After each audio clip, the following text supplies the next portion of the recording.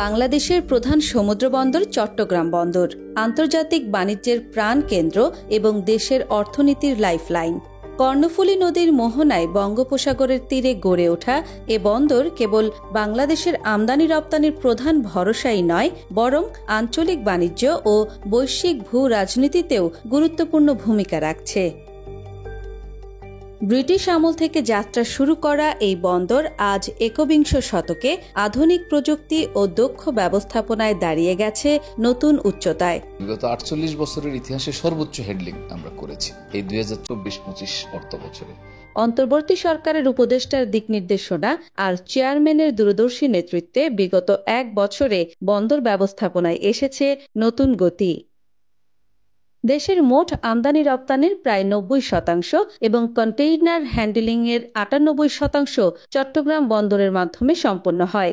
এর সঙ্গে জড়িয়ে আছে লক্ষাধিক শ্রমিক, কর্মকর্তা ও দেশের ব্যবসা বাণিজ্যের প্রধান চালিকা শক্তি।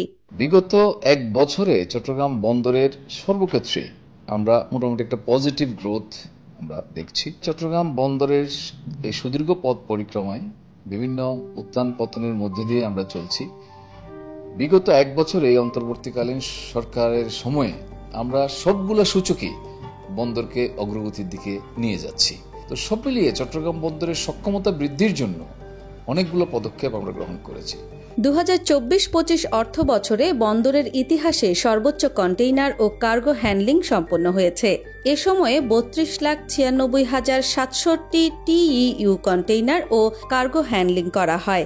আগের অর্থ বছরে এ সংখ্যা ছিল ৩১,৬৮,৬৯০ TEU, অর্থাৎ ১ বছরে বেড়েছে ১,২৭,৩৭৭ TEU। অভূতপূর্ব এই অগ্রগতি সম্ভব হয়েছে আধুনিকায়ন, ডিজিটাল ম্যানেজমেন্ট এবং কার্যকর প্রশাসনিক পদক্ষেপের কারণে।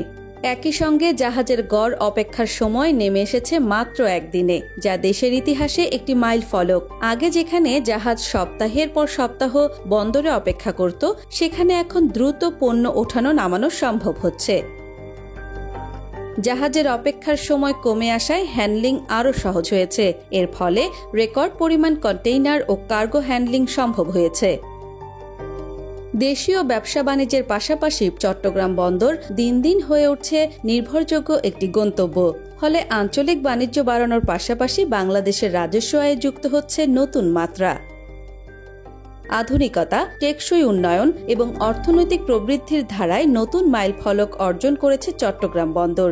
এ অগ্রযাত্রা অব্যাহত থাকলে দক্ষিণ এশিয়ার বাণিজ্যে শীর্ষস্থানে উঠে আসার সম্ভাবনা উজ্জ্বল বলে মনে করছেন সংশ্লিষ্টরা।